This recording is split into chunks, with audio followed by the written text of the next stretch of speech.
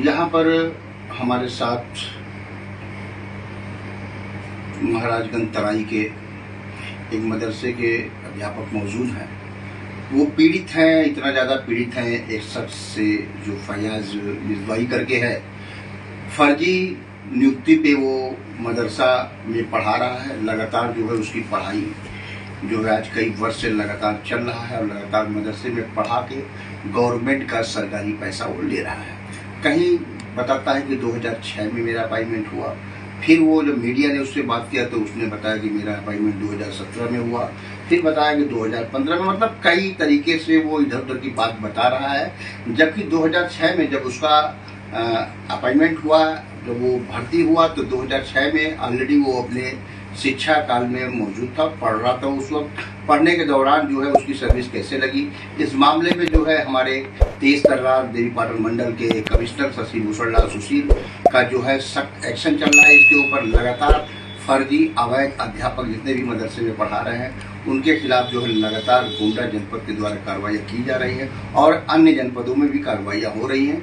हमारे साथ में बैठे हुए हैं अध्यापक वहाँ के मदरसे के, इनसे भी कई लाख रुपए फैयाज मिजबावी करके ले लिया है और तमाम जगह से कई लाख रुपए मतलब करोड़ों रुपए की ठगी करके वो रखा है। कई करोड़ रुपए की ठगी लगातार किया है। कहीं ठगी इस तरीके का किया है कि हम जो है आपका ड्यूटी दिलवा देंगे, अपॉइंटमेंट का और तमाम तरीके से सरकारी सर्विस लगवाने के युग में कई उसके ऊपर मुकदमे दर्ज हैं। एक मुकदमा लखनऊ हजरतगंज में दर्ज हुआ, एक मुकदमा बलरामपुर में लिखा गया, कई मुकदमे 419 भी 67 के उसके ऊपर मुकदमे हैं। मगर तब भी वो सीना तान की वो उस विद्यालय में पढ़ा रहा है। इन्हीं से बात करते हैं कैसे क्या हुआ। मतलब मौलवी साहब पहले अपना नाम बताइए।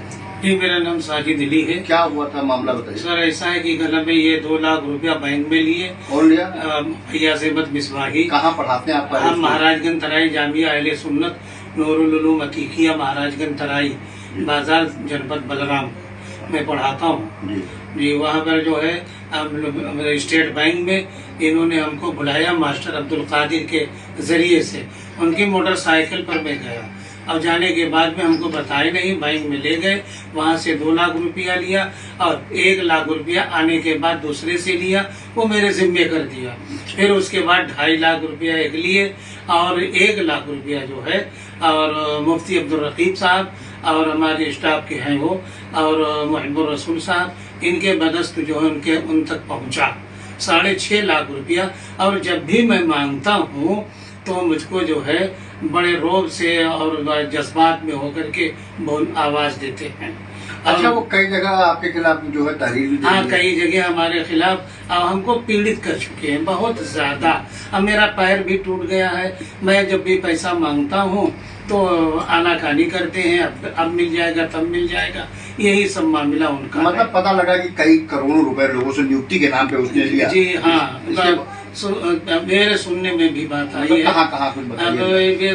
धौरारी का तो सुनने में आया, उधर खानपुर सिमरी इटवा चौराहे का और कहीं का कई जगहों पर है और हर जगह का याद नहीं है। मैं 2 जगह का जानता हूँ।